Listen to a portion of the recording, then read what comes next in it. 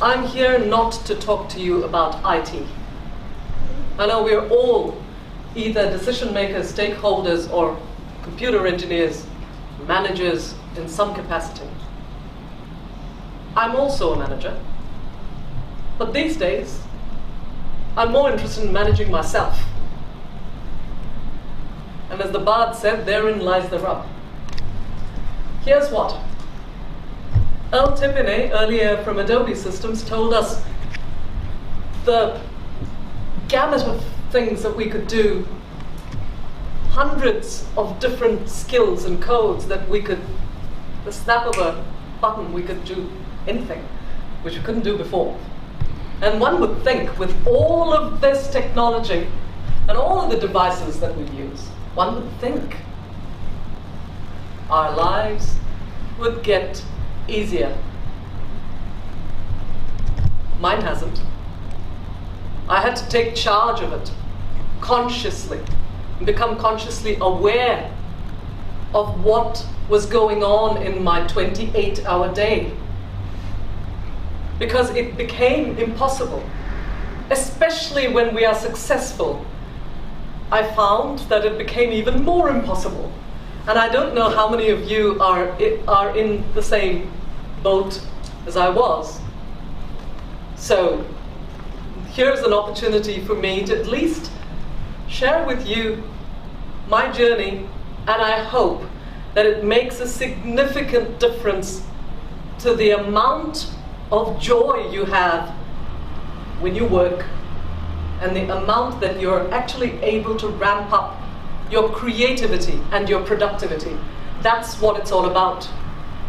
No longer are we static beings sitting in office chairs and saying, hey, I've done my 8 to 6 or my 9 to 5. Today's world, we're engaged with work all the time. How do we separate the joy from the mundane, throw the mundane out, and keep only the joyful part? I'd like to share a story that changed my whole perspective on the way I was being, on the way I was behaving in my work, with my colleagues, with my teams. I heard this story about a monastery that was up high in the mountains somewhere, inaccessible.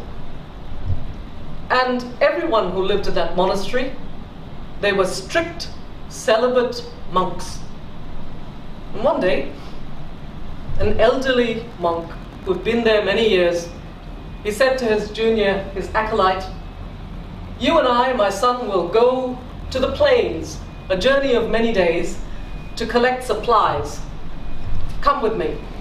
So they both went down the mountain, and 3 days later, without having spoken a word in those 3 days, they came to a river. It wasn't just any river, it was a raging torrent in spate. And there on the bank of the river, there was a beautiful young girl. And she came up to the elderly monk and she said, Master, please help me. I don't have the strength to cross this torrent on my own. Can you help me get across? He didn't say anything. He just said, indicating that she should jump on his back, hold on to him, and cross with him. Now the junior acolyte was quite disturbed. He dare not say anything because he's the junior, but he thought to himself, what? We are strict celibate monks, and this old man, he's put this beautiful young girl on his shoulder. This is not acceptable. But he didn't say anything. So the three of them crossed. The girl got off the monk's back and she went her way. These two monks continued on their journey for 3 more days and spoke nothing at all. On the 7th day since they left the monastery, the young acolyte, he could not contain himself anymore. He said, Master, I've got a burning question. Yes, my son. Master, you took that beautiful young girl on your back, no less. We are celibate monks. This is not done in our order. How can this be? And the elderly monk smiled and he said, Yes, I carried her because we are also meant to help people who are in distress. But I left her there on that bank, while you have been carrying her on your back for the last 4 days. When this person who was relating the story, when he told the story to a room not unlike this one, everyone laughed, except me. Because that's exactly what I was doing. I was carrying so much that I had reached breaking point, almost to the point of a breakdown. In spite of so much success, there was this point of breaking down. I didn't know sometimes which city I woke up in, and I'm not exaggerating.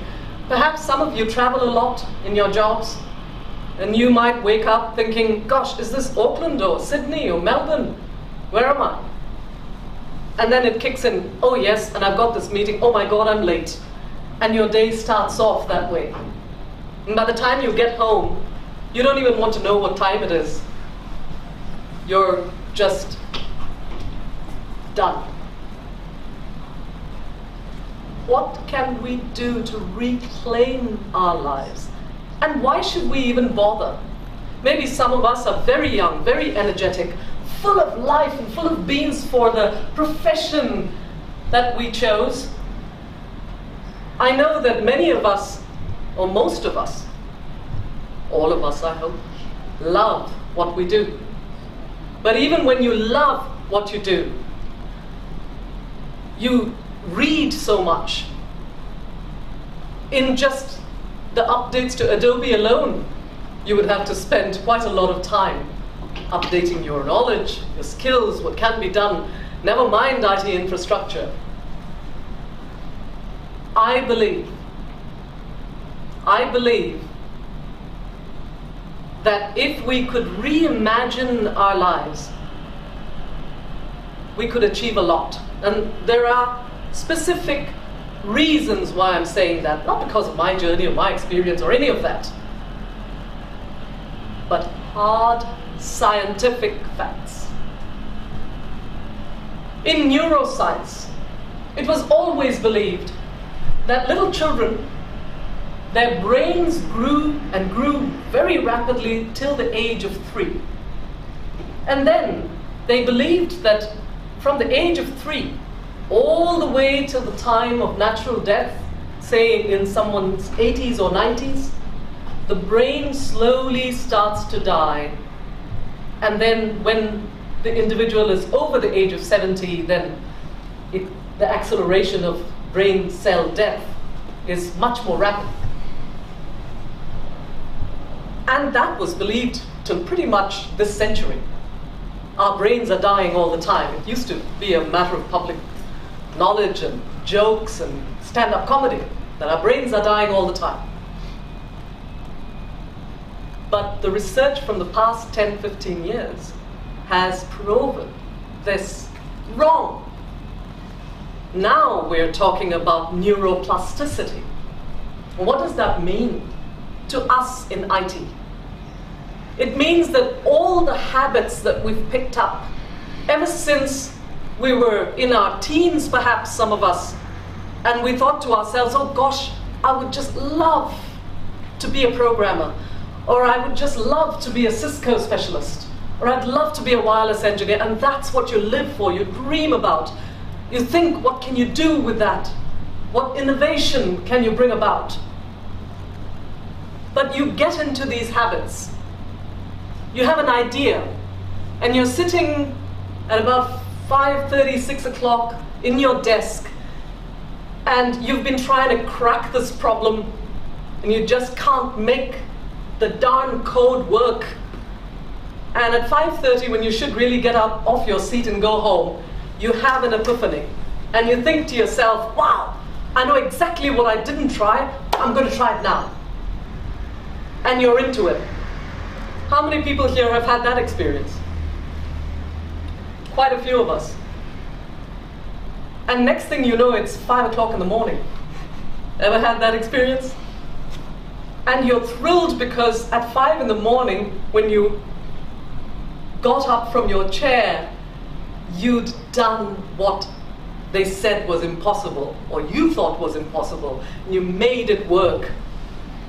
But in that journey of solving the problem, what has happened to you is that you've picked up this negative, positive feedback loop.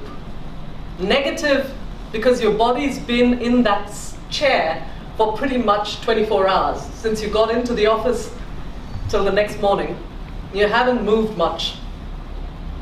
Think of all the health problems that you could have from just that. I could tell you at least a dozen, starting with thrombosis to heart failure. Not so serious to very serious, especially when we keep doing this week after week after week. And we don't have time to cook or make fresh or healthy food. IT people famously live on pizza and Coke, or used to. I was one of those when I was much younger. Pizza and Coke, that was easy, right? You just call the pizza guy and you keep working. We can unlearn those practices. That's hot. We can unlearn all the bad habits that we've developed over 10, 15, 20, 25 years and reclaim our bodies, our health, our life. But this is not a talk about well-being. The cool thing about it is that when we reclaim our lives and revise that loop, throw it away and do things in a way that we can perform in our jobs, but at the same time, we can perform in our lives. Guess what? Studies from Harvard to the Wharton Business School, to psychology students doing their thesis, to universities in the UK and the US, prove without any shadow of doubt that those who have managed to change the cycle, eat healthy, sleep well, reclaim their time, and compartmentalize when they work, how they work, and where they work, their productivity went up to such a significant level. They had to check the statistical significance 3 times because it was such a surprising result. They expected that people who work less hours will produce less. And that's a very intuitive, logical conclusion. But in fact, it was exactly the opposite. They found that if a worker, especially IT workers like ourselves, if we work 6 days a week, as many of us do, we produce significantly less than if we work 5 days a week. If we are genuinely happy, and I don't mean, oh my God, I solved that IT problem, the network's back up and because of me. Not that job satisfaction happiness. If we are joyfully happy, we're joyfully, creatively happy all the time, and we work a lower number of hours than we have been indoctrinated and trained to work, the output is far greater. And it seems like a paradox, but it is true. My question to you now is, we've all got certain set ways of working. And yes, I was a very extreme case, because I used to literally burn the candle both ends in the middle. Perhaps some of you have found far better life balance, but there is a way to go, a long way to go. I believe that if we could slow down in our minds, we would speed up in our work. It isn't the amount of time that you are working. And we think that if we work less, gosh, how will I submit that project and report, and how is this going to work? It does work. We just haven't tried it enough because we've grown up with this idea that unless we are at the desk or on the move and working all the time, things are not going to happen. And this is patently wrong. What are the techniques then that we can all use if we want to give this a go, or just experiment and play with it once in a while and see what your experiences are? Maybe they won't be as good as mine, or maybe they'll be even better. Who knows? Unless we try something different.